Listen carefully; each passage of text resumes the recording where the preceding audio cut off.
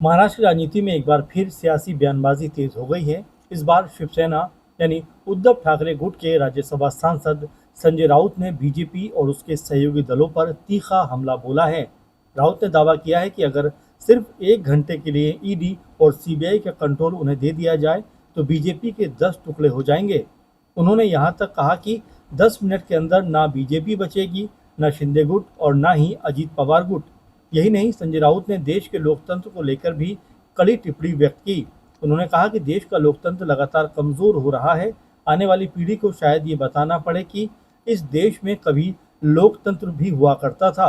राउत ने बयान करते हुए ये भी कहा कि अगर एक दिन तोड़ने के लिए कोई दूसरी पार्टी नहीं बचेगी तो प्रधानमंत्री नरेंद्र मोदी और गृह मंत्री अमित शाह एक दूसरे के गुट को तोड़ने बैठ जाएंगे।